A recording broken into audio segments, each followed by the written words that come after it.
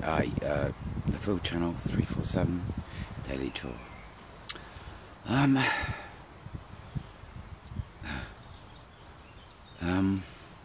Got a nice fire going. See that fire? That's what I like, you know. I thought I'd do it now to show you that. It's not always like that, but it's right in the space at the moment. So preempt.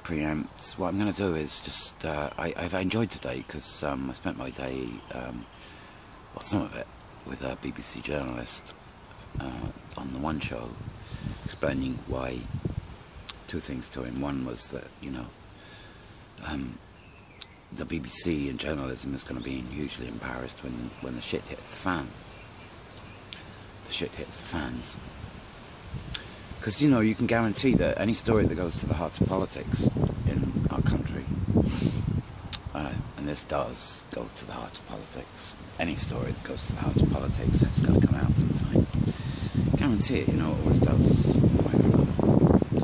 Because, you know, stories have an end game, and this one's got an end game with the stories. And that's one thing that, you know, the BBC journalist, the trade of journalism, because he told me about where he came from in his past, and it was one thing that, you know, he's going to see this because I told him one of my daily rants, the Food Channel 347, that I do daily rants on all sorts of subject matter, including, you know, cabals here and ways through and all sorts of things, meetings, and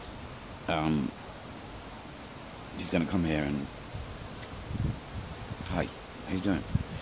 Investigative journalism is going to look very sad the day the story runs, because they'll realise that, you know, they could have followed the same story 20 years ago, but didn't, and here it is. Hasn't come out yet, but it does. And I'm doing one of the whistleblower stories based on having met a series of people here in Egham, because I'm now living in Egham, so it's perfect for me. And I'm going to do a whistleblowing story based on 3 people who are willing to come out and tell their story. And we're going to locations and places where the stories are told, because they're willing to do it. And that's one woman and her family and 2 other guys, both in their mid-30s to 40s. Don't ask me anymore, I'm not doing that. But anyway, I'm having the first meeting of the Conversationalist Party here at Runnymede on Sunday, maybe after I've gauged opinion, about Sunday between 12 and 2, it seems like, possibly at the moment. I'm not sure. No one said they got a problem with that so far. There's plenty to tell yet. Anyway, it's called the Theatre of the Converse that day, and there's a tea being served, and the subjects are justice and retribution, and that's next Sunday. The Sunday coming, 2 o'clock, from midday to 2. Start. I don't know yet. To be announced. Tea. Anyway, so and then the other thing that I explained to that journalist who's from the One Show was why he would never choose me as someone to be interviewed ever for that show, and I explained to him why, and I don't think he was that surprised, and he said, yeah, you know, there's no chance that they even bother interviewing me because I break their kind of field of law that they have to go by within a sentence, and so there's no point. Not with them. But I didn't say it was impossible, because on the back of him, I told him about another BBC guy who I met about 1.5 years ago, who came on the back of a programme they were making, and when they turned up, he shouted. This guy shouted, and you know, does anyone mind us recording? And if you do, you know, I'm telling you. I said, who are you? And he kind of said, I'm the interrogator. And I said, oh, interrogator? Is that what they call journalists these days at the BBC? And they went, oh, no, I mean... And on the back of him was this guy, like a satellite, you know, going round him. Just circling his own satellite, but definitely moving with the same, you know, They were kind of this, you know, connected planet and satellite zone going on between them. So I noticed him circling in the background, and eventually I got to talk to him. And now me and him had a conversation.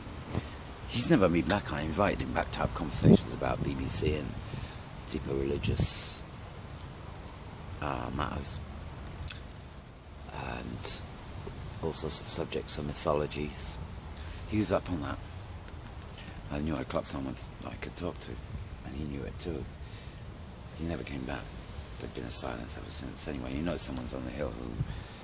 So they've known that. They've known me for a while, because, you know, he clocked me. I clocked him. No sign ever since. And there's, you know, no one really here who gets it. Who lives on the hill. Couple. Perhaps one. Yeah, one gets it. Only one. No one else. Oh, maybe two. We'll see. Anyway, conversationalist party, 6 minutes, yeah. So, anyway, that was the fun today. It's basically explaining why, because, you know, the whole thing fractalized, and the Matrix came right in just on the moment the BBC turned up, as I sat in a longhouse circle. You know, the whole Matrix turned up. You know, even the aficionado and I put the weed out came just prior, all perfectly designed for the moment, not to shock too much at a public level, especially on the subject of weed. We see, that's the story that, you know, everybody knows is coming out. Just one story, because everybody knows now someone who might have been affected by getting weed to help them in the cure of cancer, and how it helped, or even saved lives in some cases, and not, you know, proven to do so. Everybody knows someone who was heard about somehow, and the law is denying this obvious, you know, good thing, because it's saying the weed is illegal. How is the weed illegal? Do we know why? And when it's curing people of cancer, do we know the deeper reasons as to why it does that? Perhaps someone, you know, science could come and tell us, because it won't tell us until it's legalized. That's one thing, the legalization of the one that everybody knows has to be. So it has to be talked about, point blank range. And if the one show can't do it, because we know it can't, hey, I don't know what it can allude to, but, you know, it's time to grow up, because like the rest of the BBC, they'd be missing out on a bigger story than that.